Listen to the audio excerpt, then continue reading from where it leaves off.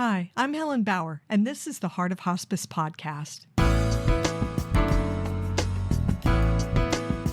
The Heart of Hospice podcast is your source for compassionate and informative discussions about hospice and end-of-life care. I'm a certified hospice and palliative care nurse with over 15 years of experience. Whether you're a caregiver, someone with a serious illness, or you simply need to know more about hospice care, this podcast is for you. Join me as we explore all the aspects of hospice, from the details of caregiving to the emotional and spiritual dimensions of end-of-life journeys. For more resources and to connect with me, visit theheartofhospice.com and find us on Facebook, Instagram, and LinkedIn. Keep listening for today's episode.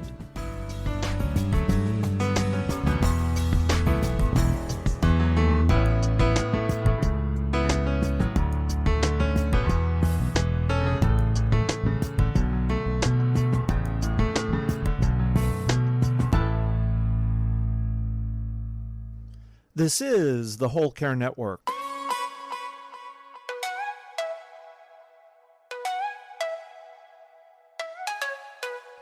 Helping you tell your story one podcast at a time.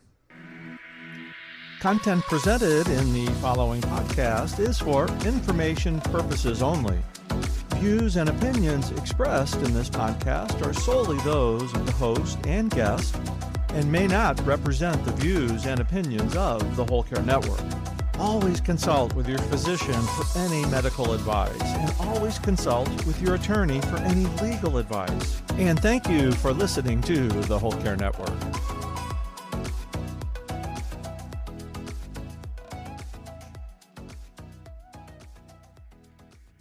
This special episode of the Heart of Hospice podcast, in collaboration with Stanford Healthcare, is being sponsored by Kensington Senior Living. Kensington has senior communities in California, Virginia, New York, and Maryland, bringing the highest quality senior care to America's most sought-after locations. Kensington focuses on relationship-based care, built on the foundation of their promise to love and care for your family as they do their own. Visit KensingtonSeniorLiving.com for more information. This episode of The Heart of Hospice is being sponsored by Care Boss, the latest book by Jennifer O'Brien. Care Boss is the book that reminds family caregivers that they are the CEO of their loved one's care. Jennifer has served in healthcare leadership for over 35 years and was also the personal caregiver for her parents and her husband. Care Boss is written to empower caregivers, but it's more than just a book. It's a workbook and organizational tool as well. Check it out at jenniferaobrien.com. In this last episode of our series in partnership with Stanford Healthcare, my guest, Susan Evans, shares the ins and outs of caregiving and talks about her work to support other caregivers dealing with the challenges of Alzheimer's disease. Susan Evans was a caregiver for her father as he dealt with Alzheimer's. For the last 6 years, Susan has worked with Kensington Senior Living, supporting her community with educational events and family resources. She's passionate about supporting other Alzheimer's and dementia caregivers to make their journeys just a little bit easier. This is such a wonderful conversation. Susan shares her journey with her father as Alzheimer's disease began to affect him, and she talks about how the changes affected her as well. There came a time in her caregiving experience when she and her family decided that her dad needed care at a facility, and they chose Kensington Senior Living. She has an agreement with her brother, who's a long-distance caregiver, about how they would collaborate in the caregiving experience, and they managed to incorporate some humor in the way they handled the whole thing. Susan also has some advice for caregivers who are just starting their caregiving journey. We can't talk about end-of-life care without including conversations with caregivers. They deserve a seat at the table. They're the experts in their person and a vital component of the care of a hospice or palliative care patient. So I hope you listen to this whole thing. There's so much wisdom and compassion and advocacy in this conversation with Susan. There's a lot to learn.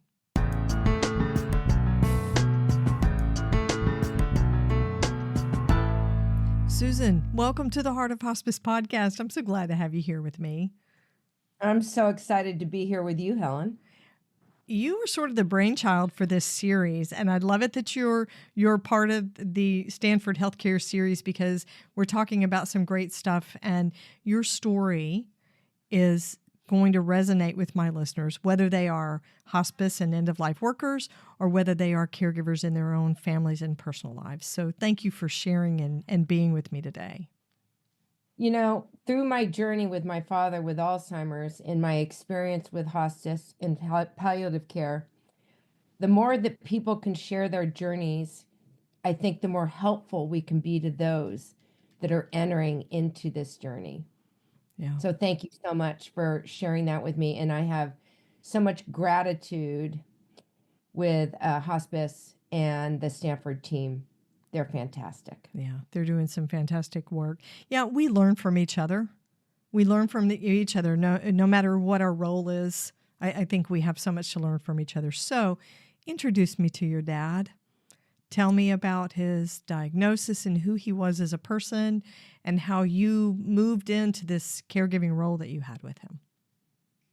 I would love nothing more than to introduce you to my dad. I had, and I continue to have, a very close relationship with him. He was my mentor. He guided me. He really supported me in my career. And when he was 78, 79 years old, he started to experience some difficulty in his recollection and his vocabulary, and utilizing words. I'll never forget, he was out trying to sweep leaves away from under the tree, and he kept saying, the push is so bad. And I thought, what's he talking about, the push? And he was trying to say the wind is so bad and was disrupting, his goal in getting all the leaves together.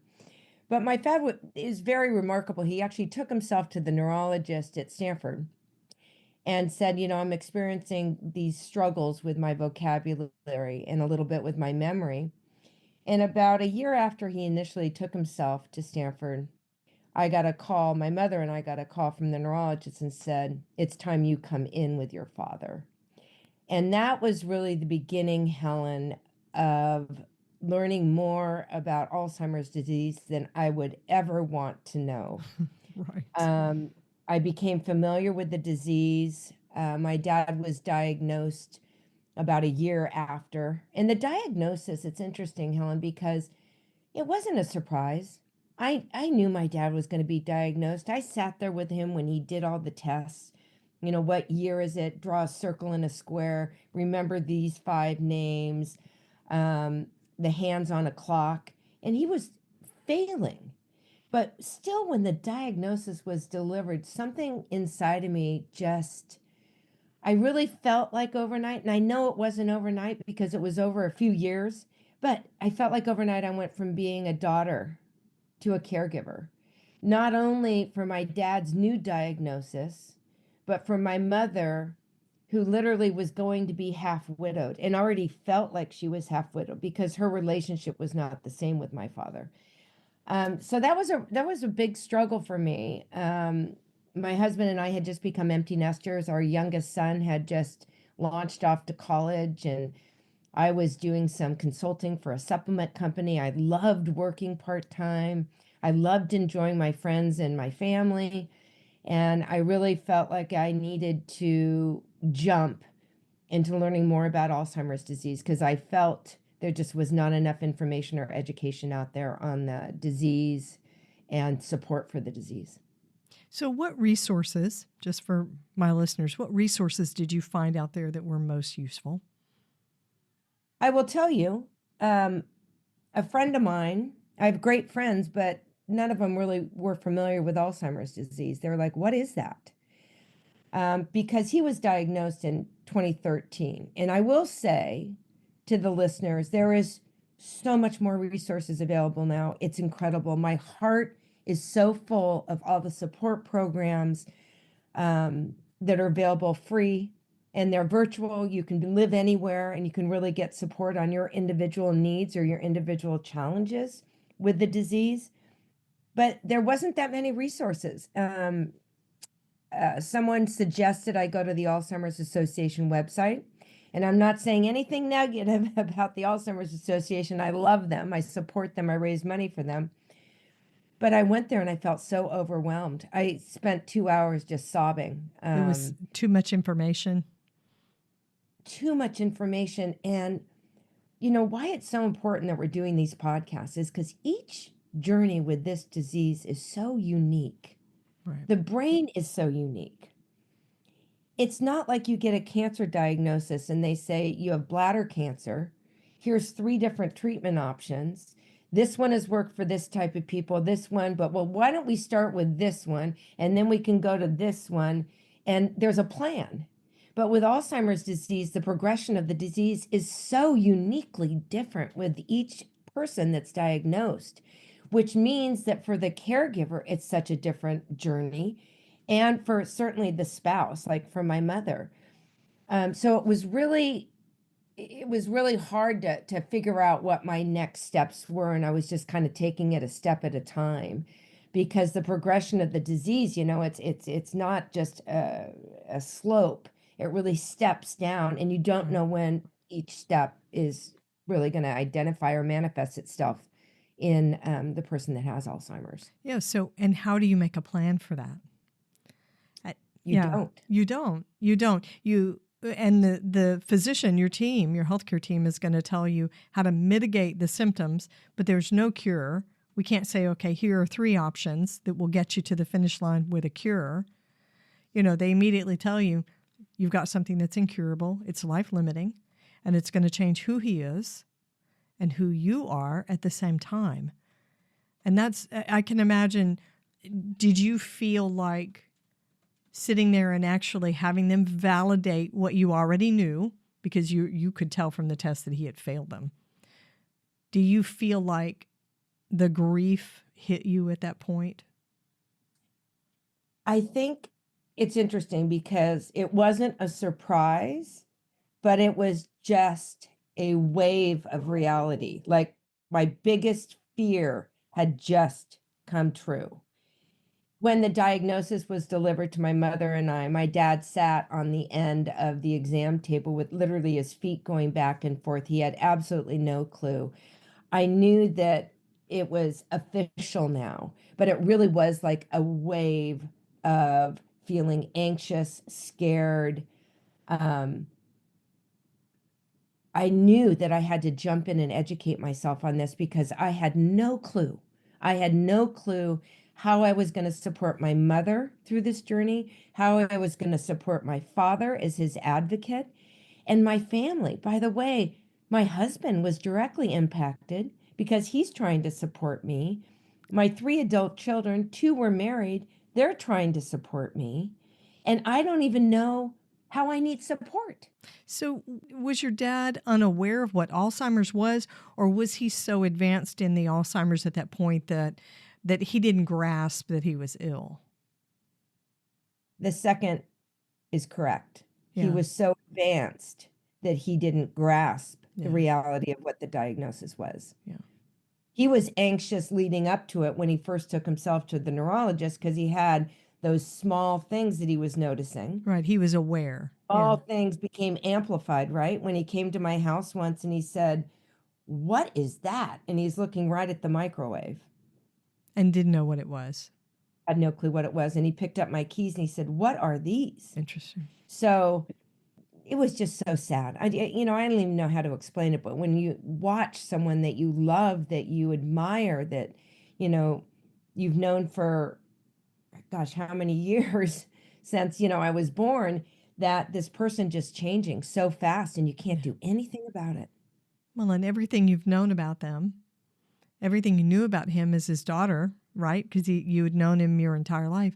That was all going to change who he was. It was all going to change who he was. And you know what? You get really frustrated because my dad would ask me the same question 10 times. And I knew I had to be patient because I love him so much. And I felt so badly for what he was experiencing, but I couldn't fix it. Right. Okay. So as a caregiver, you're obviously very devoted to taking care of your mother now and to taking care of your dad when he was getting towards the end of his life with the Alzheimer's disease. What were your biggest concerns about being a caregiver, about how well you could do that job? I think my biggest concern, and I continue to still have that today, is how do I balance my life? Because I felt really out of whack. I felt really out of balance. Because when my mother or father needed me, I went to all the meetings about my dad's prognosis, all the doctor meetings. We did a human trial for the young plasma study at Stanford. So he had to be down there every week for an infusion. It took an enormous amount of time. And then supporting my mother, who my dad became more agitated, and he was at home, and I had a care provider come to the house and someone do art and come to the house.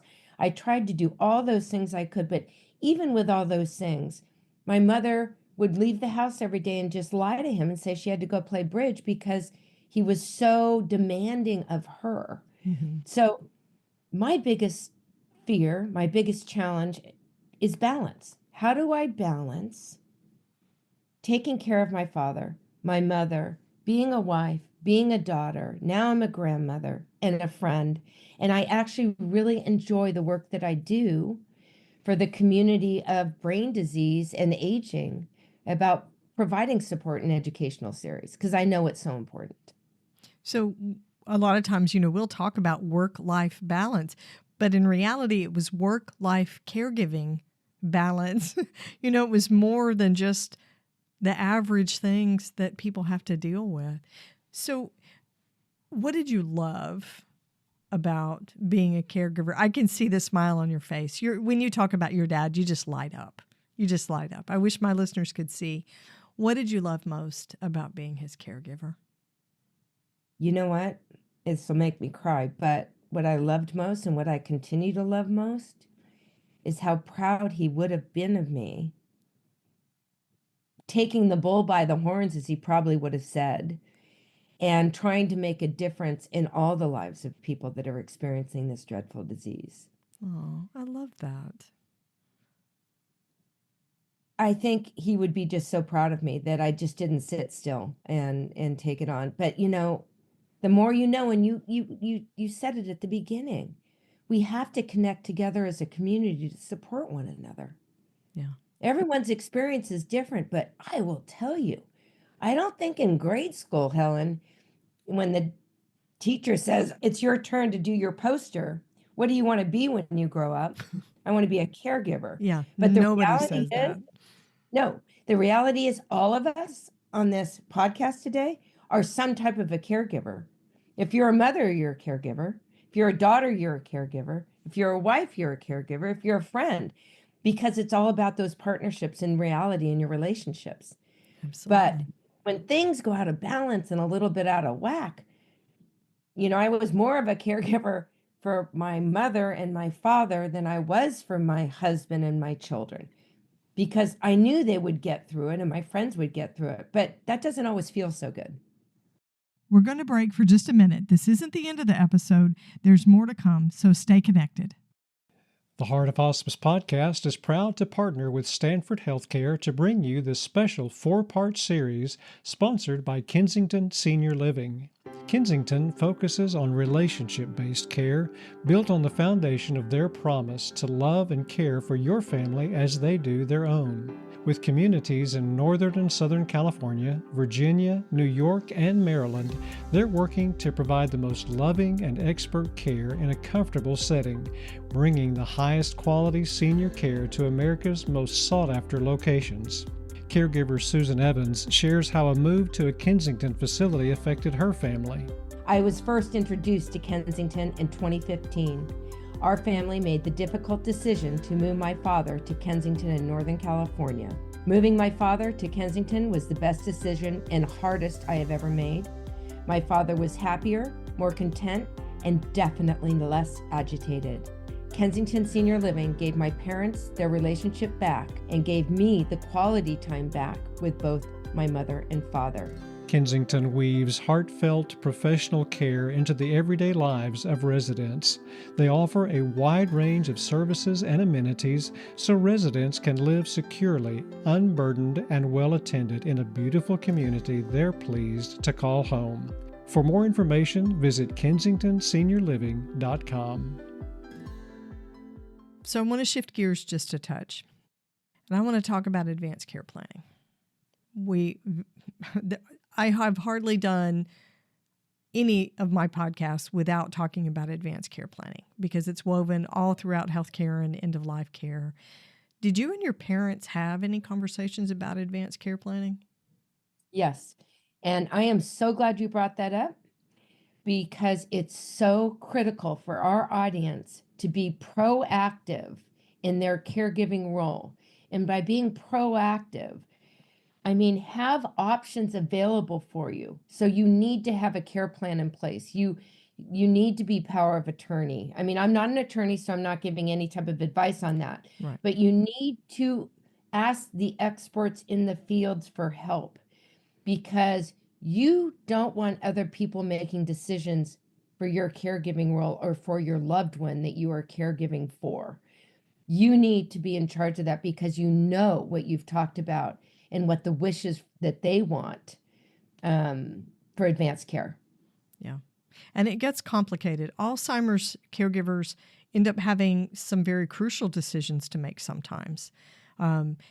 Conversations about feeding, feeding tube placement, things like that.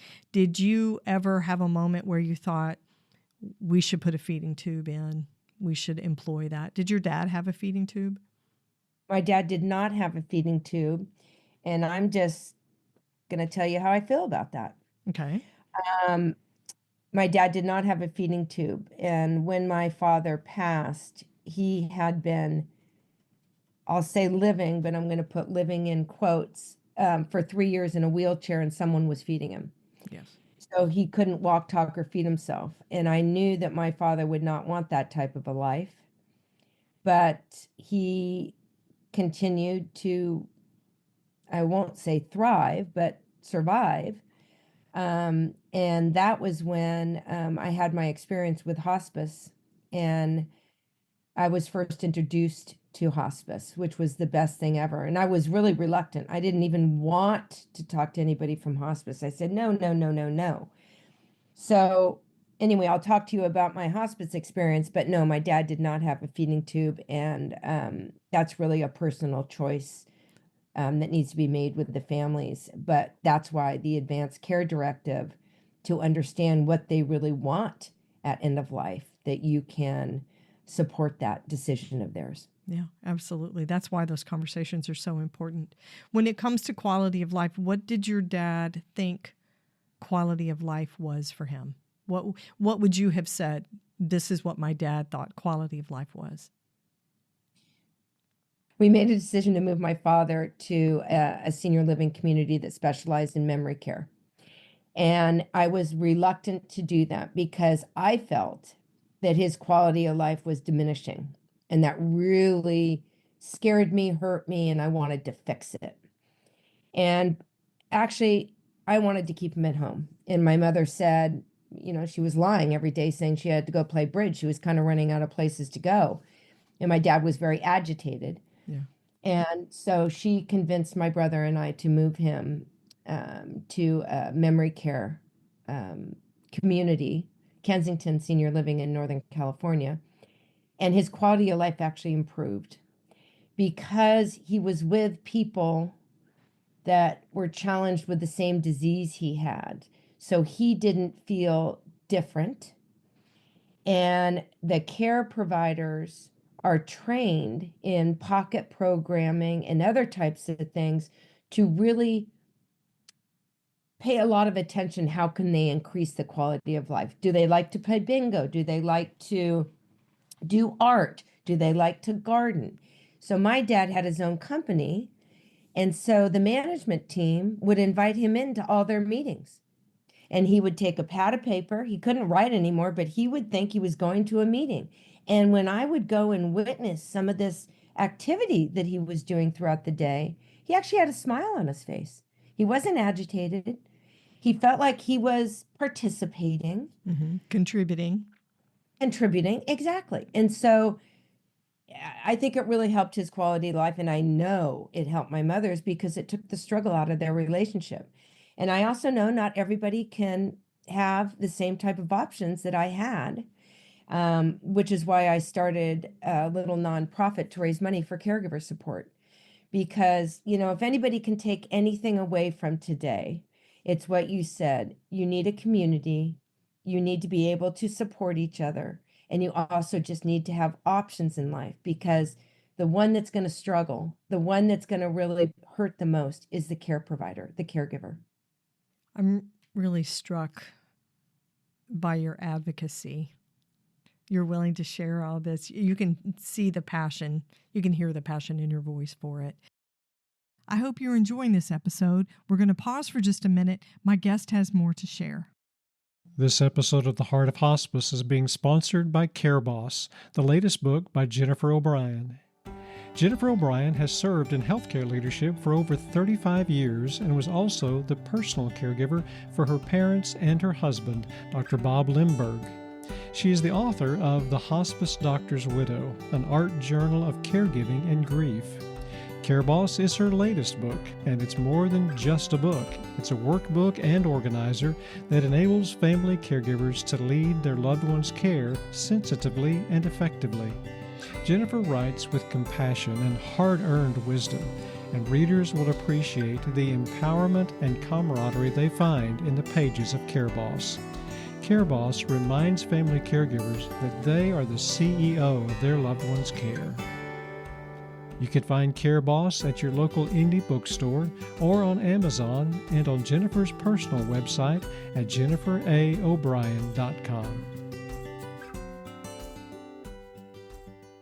So I want to dig in a little bit about your family relationships, because caregiving affects relationships deeply and not always in a good way. People grieve differently when a diagnosis is given, and the kind of strain that caregiving for someone with Alzheimer's and dementia, any form of dementia, it's a little unique.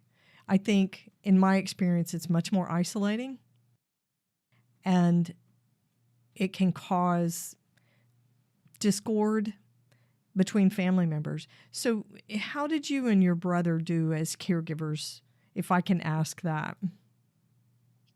That's actually a funny story. And I'll make sure my brother watches this because he would laugh.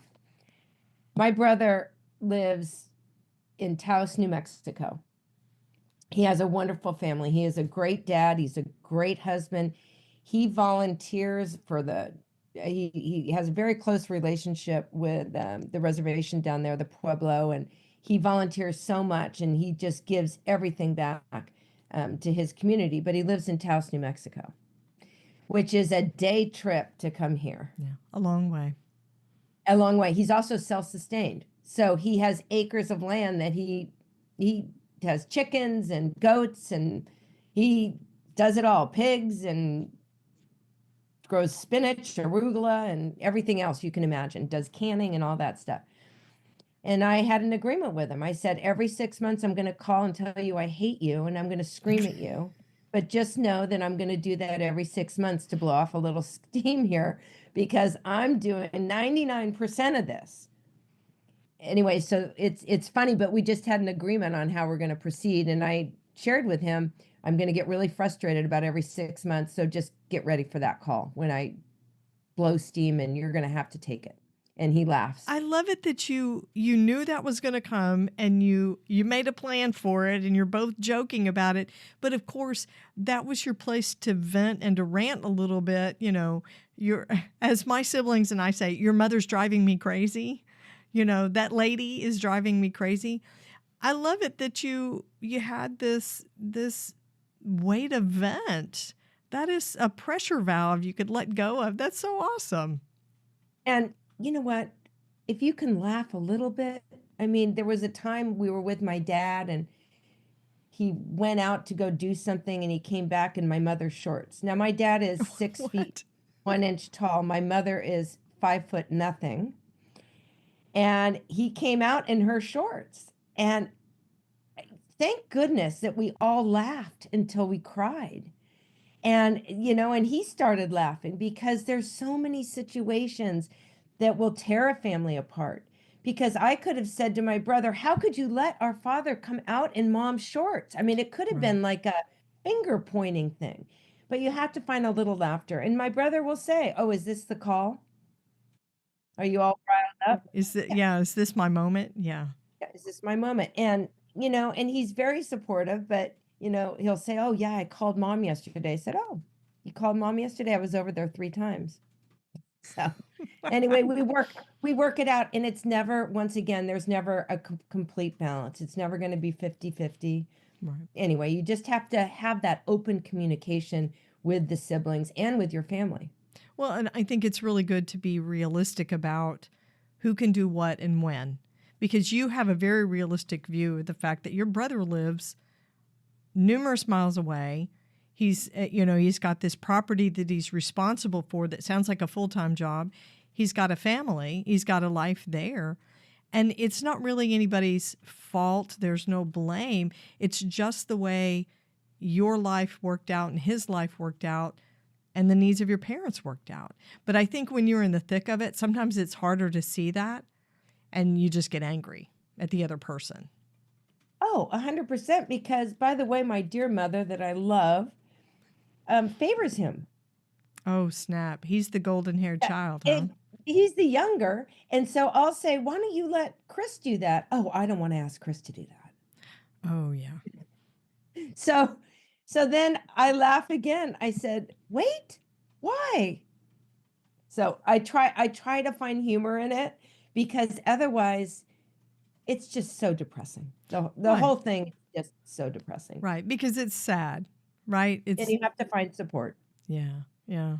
I love your attitude about it. It's awesome. So you talk a lot about giving back. It's obvious that the culture inside your family was one of work ethic and contributing and having purpose. And you are definitely finding meaning and purpose from your caregiving experience with your father. I think he would love that he was part of this conversation with you and me today. If you were sitting down with a caregiver who is just starting out with a brand new diagnosis of Alzheimer's disease or some type of dementia, what advice would you give to that new caregiver? I think it's so difficult, especially with dementia, because everybody can have a plan. You can say, I'm going to carve out the mornings for myself to do exercise, to do meditation, to go to the market. I love to cook and I want to plan some menus, whatever really makes you feel good.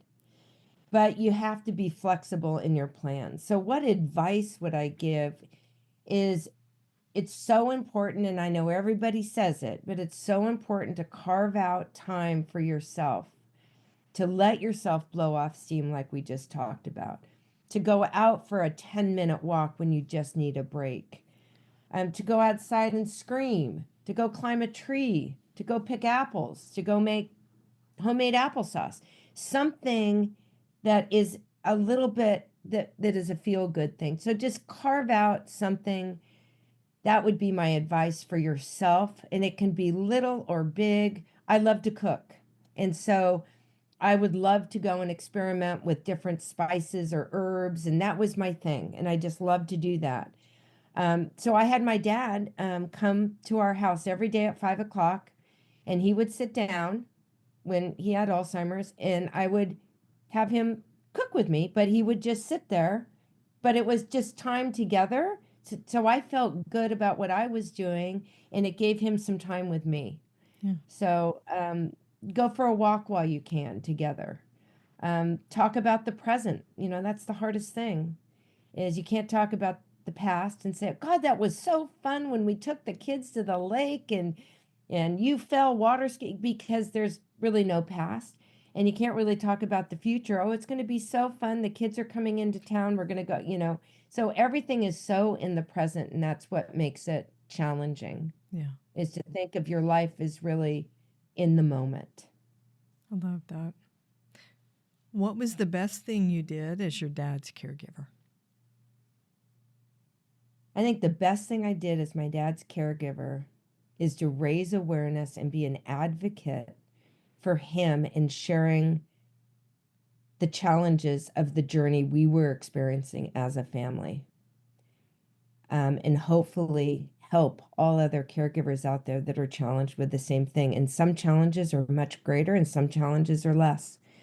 But everybody has the challenges. And so I think it's really to look at how we can help the community with these type of events that we do and these type of educational webinars and podcasts that we can produce. So you're a caregiver for your mom now.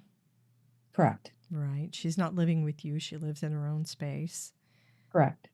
Do you mind if we talk a little bit about your experience with your mom?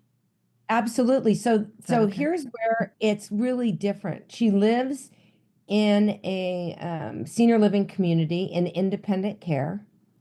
So she has her own place, and hundreds of people are there. Of course, most of them are women, so everyone's going for the few men. But still, she's independent and she's doing fine in her place. So that has been a little bit of a different caregiving journey for me. How so? Because she expects more from me, whereas my dad didn't expect. I gave and supported and was his advocate. So when you give without being asked to give, there's something about giving without being asked to give. It's fulfilling, I think. It's very fulfilling. When someone says, and you and I were talking before about your mother says, I want my nails done today. Yes, it's more of a demand than an ask. They may not be working, right? Yeah. It's not really more of an ask, it's more of a demand. And I think what's going on with us is that our mothers or our fathers, whoever is older, my mother's 89, your mother's 92, is they never really took care, or they were never a caregiver for their parents. So my mother's parents passed away when they were 75 and she was 50 years old. My dad's parents passed away when they were 53. So they were not only empty nesters at 53, but they really just worried about themselves and their family. They didn't have, my mother spends every Christmas with us, every Thanksgiving with us, every Mother's Day with us. And I feel responsible for that. So when the family says, oh, let's maybe go away, I say, we really need to be here for Nana. Right. And so that has really changed the difference. And so when you're caring for someone with dementia versus caring someone that just is older that wants your support, I think it's kind of a different ball game. Yeah, I can see that. So if you were going to write a job description for a caregiver, you talked about advocacy. We definitely would include advocacy on that. What kind of job description, what kind of job titles and responsibilities would you put on a job description for a caregiver? Overworked and underpaid. Come join us. That's terrible recruitment, but yet really accurate, right? It's terrible recruitment. Give up your life. Give up your mornings, your noons, your nights. You may be up in the middle of the night. Yeah. Give up your holidays. But the reward is find your voice. Be an advocate. Learn more about what the future is holding for you. Support groups.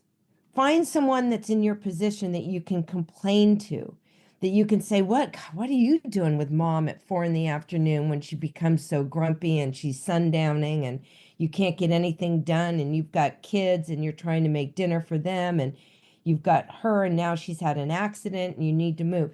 So really, you have to be flexible in nature. You're going to be overworked, underpaid. And when I say flexible in nature, that means you may not be able to get dinner on the table. You better have some backup options. So right. It's a tough job, but is it rewarding? Absolutely, it's rewarding because it's your job to provide for your family that has done so for you. And when I say it's your job, one of the worst things about caregiving that you can put on the front of the job posting is confront guilt. Ooh, yeah. Caregiver guilt is a thing. Oh, it's so raw, it's so real, it's so painful. As much you can read books, you can do this, don't be guilty, don't be guilty. The reality is yes, because you never know if you're doing enough. You never know, am I doing the right thing? Yeah. It feels terrible to say, Mom, I can't take you to get your nails done today. Yeah. It's all those shoulda, coulda, woulda. You look back and I shouldn't have told her no. I shouldn't have put it off. Yeah. What if she falls tomorrow and now I can't take her to get her nails done? I mean, yes, there's Right. so many things that are unpredictable. So you have to be flexible in nature as well. So flexibility, you if you're going to apply for this caregiving job, you have to be flexible. You have to be willing to use your voice, be an advocate, be an explorer because you're going to be looking for the resources. You're going to be maybe making financial decisions. So maybe accounting skills, you could throw that in there. I have a friend that calls it the chief everything officer, the CEO, chief everything. Okay, so as the chief everything officer in your caregiving role, it's really important for you to have been practicing self-care. And I know that term is overused these days. It's flung around a lot, but to really survive a caregiving experience, you have to be caring for yourself along the way. And what I have gotten from what you've been talking about is a lot of that self-care is maintaining a balance so that you protect your personal time, you protect your family time, in addition to your caregiving stuff. What has been your healthy go-to self-care habit when things got tough when you were a caregiver? Exercise. I Nice. could put on shoes, I could put on tennis shoes, and I could go out the back door. I didn't have to drive anywhere. I could go as far as I wanted or as short as I wanted. I could, this is going to sound terrible, but I could take my phone. So if something happened, I could respond. Right. But it gave me just a little bit of out. Sometimes I would listen to a great podcast. But you're right, the whole self-care thing, you and I could talk to her purple in the face. Oh, Gotta yeah. have self-care. And people will look at you and go, when? Yeah, when am I supposed to do that? Like take a bath? Like really, what am I supposed to do? But I think if you can carve out just a little something that's easy, that's flexible, that doesn't, you don't have to get in the car, you don't have to carve out 3 hours, Right. is good. And so I think just, I know self-care is overused, but I'm still going to say it, and you can still say it, that really try to explore what options you have for that. Absolutely. Absolutely. I think the pandemic taught us or reinforced what we already knew, that self-care was important, but it got to be overused and we were just, I think it sort of lost some of the meaning. But you cannot survive a caregiving experience and come out of the other side of it healthy in body, mind, spirit, everything, if you don't take care of yourself along the way. It's so easy to let that stuff slide. So I think caregiving and self-care, I think you still, regardless of how overused the term might be, I think you just can't survive a caregiving experience without good self-care. Well, you can't, because we have a physical and mental body. So you're either going to lose your mind or you're going to, compromise your body. I mean, it's Right. just the way it is. But, a lot of, and I have met them on my journey along the way, a lot of the care providers or the caregivers are the ones that pass away before the one they're taking care of. That's true. I met a guy that had a massive stroke. I mean, he just couldn't do it anymore. He was trying to take care of his wife at home. They had a swimming pool. One time at 2 a.m, she somehow got outside. She was in the pool, didn't remember how to swim. He had to jump in, call 911. So try to get some support. It's amazing if you ask people that they will actually help. Just a neighbor, you're out getting your mail. Hey, Alice, next time you go to the grocery store, would you mind if you just picked up a few things for me? That would be so great. Yeah. Or, ask friends and family. People really will help in some way. And that's advocacy too. That's advocacy for yourself, but as a result, it's also about your person. Yeah, building that caregiving village is a difficult thing. I love your approach to it with your brother because he was a remote caregiver in his own way from that long distance. But you guys worked out this system. I'm going to need to do this and you're going to need to listen. And that's what I need from you. And if he was willing to do it, that's perfect. That's perfect. So many hysterical oopsie daisies with that whole plan of mine because I would call him ready and he'd say, "Oh gosh, I'm really busy right now. Can I call you right back?" And I would say, no, you can't. No, I'm getting ready to blow and I need you on the phone right now to do this. But right, Helen, isn't it what you know about what your needs are? Yes. You need to exercise. You need to have quiet time. You need to have some solitude. You need to sleep. Yes. You need to eat well. You need to keep up your own healthcare appointments. So if you're a caregiver and you are listening to this podcast, I hope you hear the wishes and the hopes and the wisdom that Susan is broadcasting out just in our conversation. I hope you hear it and you take it to heart. This is the one thing we can end with. You're worth taking care of, not just because you are taking care of someone else, but you yourself are worth taking care of. You are worth taking care of, and pat yourself on the back. Maybe that's the self-care you need. Just go in and give yourself a high five in the mirror. And the other thing is you bring up for all the caregivers listening. And so take that away and figure out what is one little thing I can do. And maybe it's a high five in the morning. Maybe it's doing that breathing meditation in the morning where you breathe in for 10, you hold it, you breathe out for 10. Just recentering yourself, but also to all the professionals out there, let the people that you're supporting know how to support themselves. Give them some clue. Like, what are you doing for today, Susan, for yourself? You know, I'm going to come over and be with Joe for a couple hours, but what are you going to do for you? So I think if everybody just communicates kind of an open conversation about what can we do for ourselves, it's okay. You're not being selfish. No. And I think sometimes we need that little nudge. What are you going to do for yourself? Yeah, I love it. Susan, thank you so much.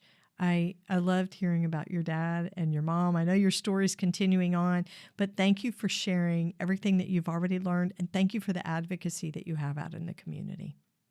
Thank you, Helen, for producing these to provide educational platforms for the community out there. So I think it's great. So everybody should share this, and I really appreciate you taking time. Thanks for listening to the Heart of Hospice podcast. Check out our sponsor in the show notes, and please leave a rating and review on Apple Podcasts. We would appreciate it if you would share this episode with your friends and family and anyone who needs to know more about hospice. Connect with us on Facebook, Instagram, and LinkedIn. And remember, no matter who you are or where you are in your hospice journey, you are the heart of hospice.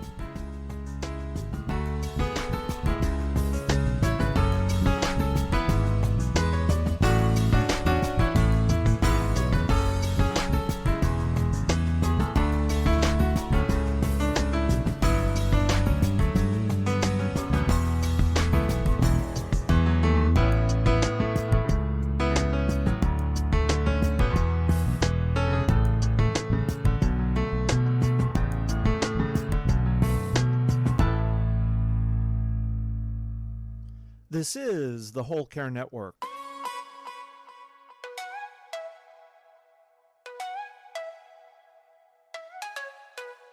Helping you tell your story one podcast at a time.